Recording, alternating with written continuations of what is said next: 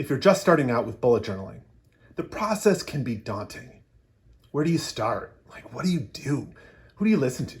It's all so much. Now, all of these people out there are offering a simple or minimalist bullet journal, and yet it can still be so confusing. But the most difficult part of teaching someone how to bullet journal is that they need to see the whole thing to understand it. And so for them to see the whole thing, they have to put a book together themselves, which is not the easiest way to start. So every bullet journal video starts at the front of the book and tells you to start with the key.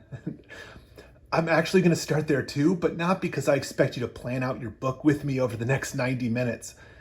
No, we are not doing that. We're starting with the key because the heart of bullet journaling is related to the key, and that is rapid logging. So in this short video, we're going to introduce why the key is the key to understanding bullet journaling.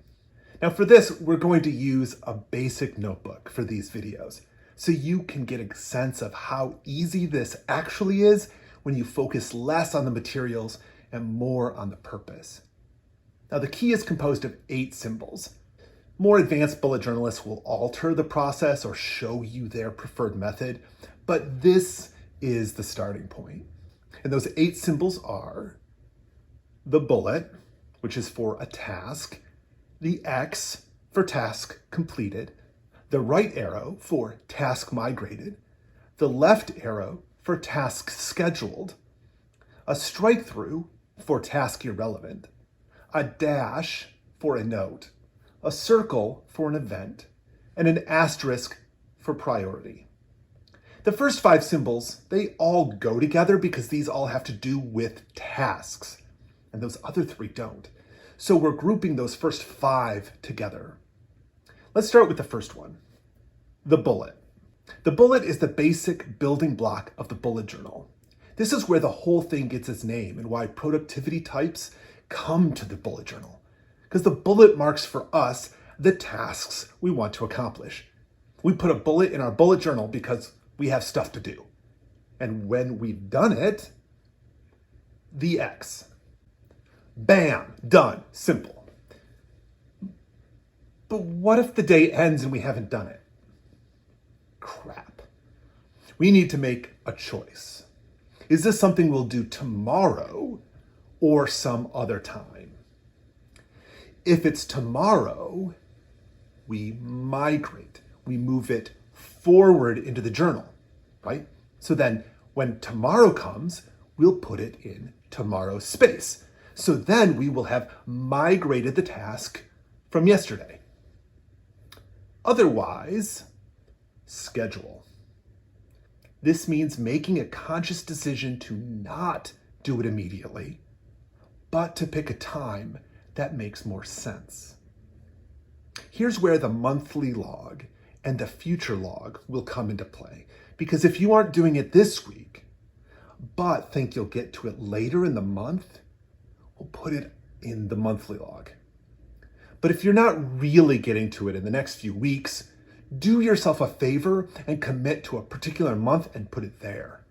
Bullets, migrating, and scheduling are the bread and butter of the bullet journal. This is also why to-do lists are trash, because they never end. And why your someday list is always full of the stuff you had on it from last year. The bullet journal is the one system that systematizes the tasks, and when you need to accomplish them without arbitrary deadlines. This isn't just about filling your book with X's. These arrows are your friends too. Now the last one is the strike through. Arguably, this is my favorite option. The strike through is for tasks you haven't done but don't need to do. Now my favorite tip with this is if you haven't done it, don't plan to do it this week or month and can't justify future logging it, then stop holding on to it, just get rid of it. Now the other 3, the dash. Now we'll get more into the dash in a future video, but it is probably the second most important symbol in the bullet journal. Why? Because the real thing that separates a bullet journal from a task list is that it is also for logging ideas. use the symbol for the notes you have to take throughout the day. And this way, they aren't in 1,000 different apps, scraps of paper, or dedicated notebooks. They're all in one place. In David Allen's Getting Things Done language, this is your inbox. Or in the current hot thing, this is your second brain. The circle. Now this differentiates tasks from events, but the structure is similar. They're both circles, right? But events, of course, have a specific time. We put them in the bullet journal to give ourselves a bird's eye view of the day and what you hope to get done in it. The asterisk. Now this last one is an additional symbol that's offered up often to the left of a bullet or dash. You can put in the margin to give that priority and draw the eye to it later. So this is a way of telling your future self, hey, look at this. That's it.